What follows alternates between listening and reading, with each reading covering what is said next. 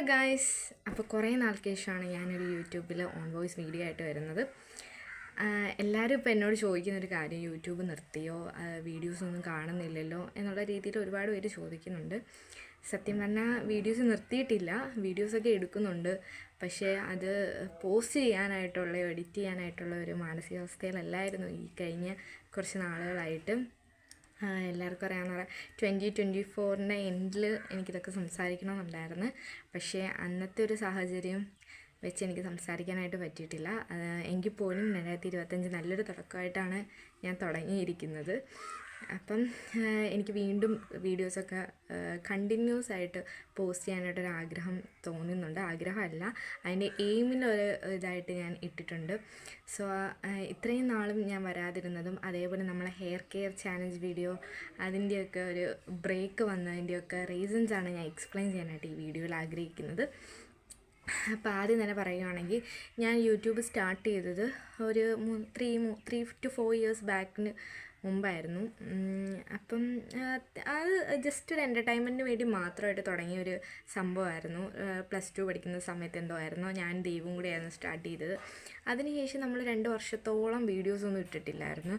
പിന്നെ ഇടയ്ക്കിടയ്ക്ക് വീണ്ടും യൂട്യൂബ് പൊടി തട്ടി എടുക്കണം എന്നൊരു ഇതൊക്കെ വരുമ്പോഴത്തേന് ഇടയ്ക്ക് എപ്പോഴെങ്കിലും ഒരു വീഡിയോ ഇട്ട് അങ്ങനെ മാത്രമേ ഉള്ളായിരുന്നു.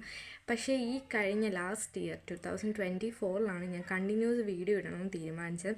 അതിൻ്റെ ഒരു കണ്ടൻറ്റിൻ്റെ ഭാഗമായിട്ട് എനിക്കറിയാവുന്ന രീതിയിലുള്ള ഹെയർ ഗ്രോത്തും അതേപോലെയുള്ള ഹെയർ കെയറിൻ്റെ ഒക്കെ വീഡിയോസ് ഞാൻ ചാലഞ്ച് പോലെ സ്റ്റാർട്ട് ചെയ്തത്. 30 days ചാലഞ്ച് വീഡിയോ ആയിട്ടായിരുന്നു ഞാൻ സ്റ്റാർട്ട് ചെയ്തത്. അതിൻ്റെ 1 തൊട്ട് 2 വീഡിയോസ് ടോട്ടലി ഇട്ടിട്ടുണ്ടായിരുന്നു. അപ്പോൾ ഓരോ വീക്കിൽ ഇടവിട്ടാണ് നമ്മളത് എടുത്തുകൊണ്ടിരുന്നത്.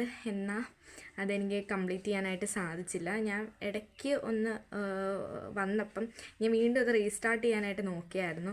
അപ്പോഴേക്കും ഞാൻ മെൻ്റലി ആണെങ്കിൽ ഇമോഷണലി മൊത്തത്തിൽ ഞാൻ ഡൗൺ ആയിപ്പോയി ആ സമയത്ത്.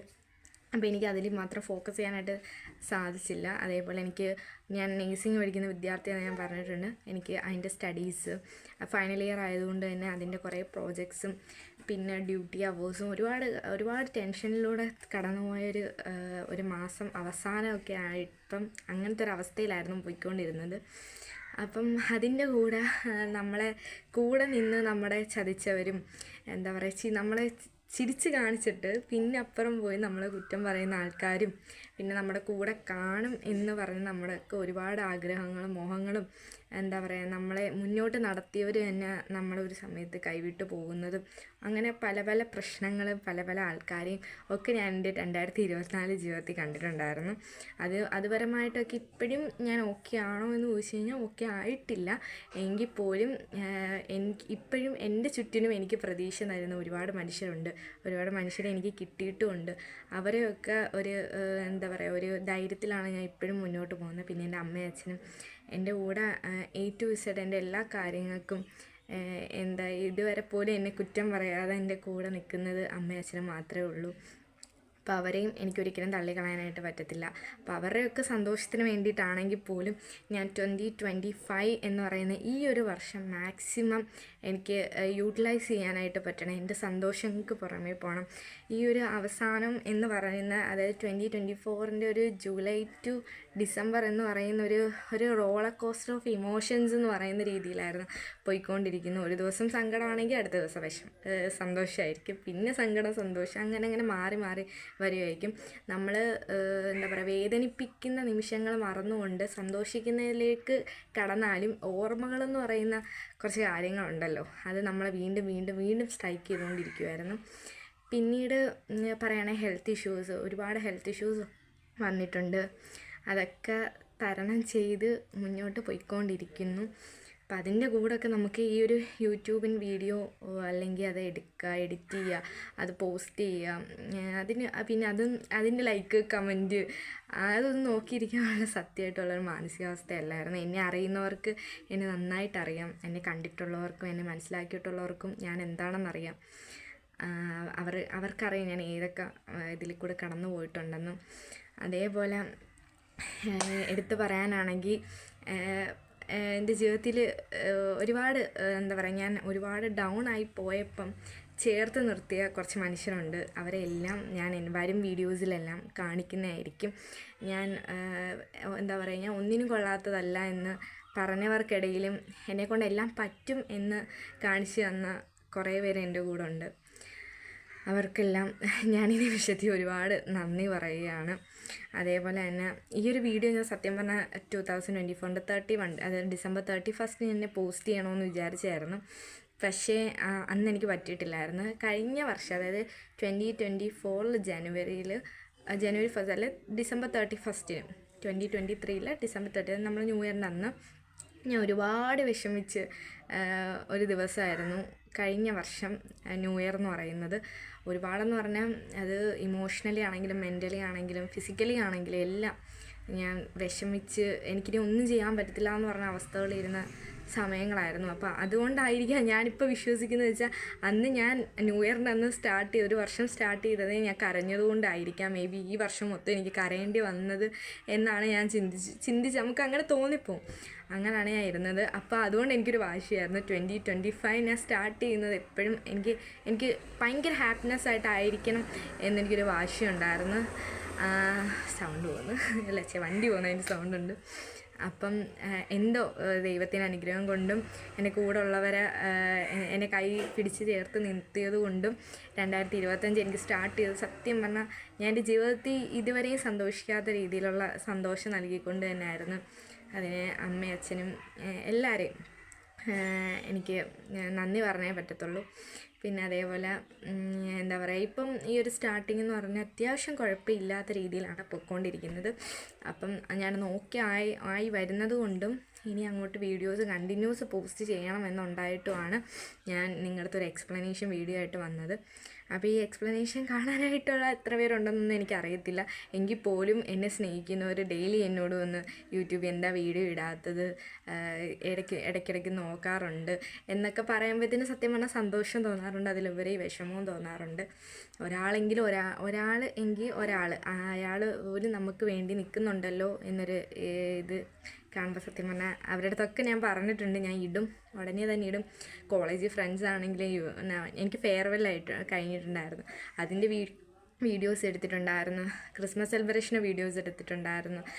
അങ്ങനെ ഒരുപാട് ഞങ്ങൾ ഷോപ്പിങ്ങിന് പോയതും ഒക്കെ കുറേ വീഡിയോസ് എടുത്തിട്ടുണ്ടായിരുന്നു. പക്ഷേ ഒന്നും തന്നെ പോസ്റ്റ് ചെയ്യാനായിട്ട് പറ്റിയിട്ടില്ലായിരുന്നു. അപ്പോൾ ക്രിസ്മസ് കഴിഞ്ഞ് ക്രിസ്മസിൻ്റെ വീഡിയോ ഇടുമ്പോഴത്തേനും ആരും ഒന്ന് തന്നെ വിചാരിക്കരുത്, കാരണം കുറച്ച് ഡിലേ വന്നിട്ടുണ്ടായിരുന്നു. നമ്മുടെ അവസ്ഥകൾ കൊണ്ട് കുറച്ച് ഡിലേ ആയിട്ടുള്ളതായിരുന്നു. ഇനി അങ്ങോട്ട് കണ്ടിന്യൂസ് ഒന്നേന്നും പറഞ്ഞ എല്ലാ വീഡിയോസും ഇടുന്നതായിരിക്കും. എനിക്ക് സമയപരിമിതികൾ ഒരുപാടുണ്ട്, കാരണം എക്സാംസ് വരുവാണ്, പിന്നെ 8 hours ഓഫ് ഡ്യൂട്ടി ഉണ്ട്.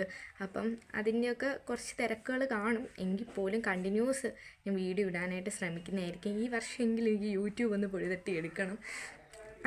ഒരു ന്യൂ ഇയർ റെസൊല്യൂഷൻ പോലെ ഞാൻ വെച്ചിരിക്കുന്നൊരു സംഭവമാണ്. അതേപോലെ തന്നെ എൻ്റെ അടുത്തൊരു ന്യൂ ഇയർ റെസൊല്യൂഷൻ എന്ന് പറയുന്ന നമ്മളെ വേണ്ടാത്തവരെ പുറകെ നമ്മൾ ചെല്ലരുത്. അതെനിക്ക് നിങ്ങളോടും തന്നെ പറയാനുള്ളതാണ്.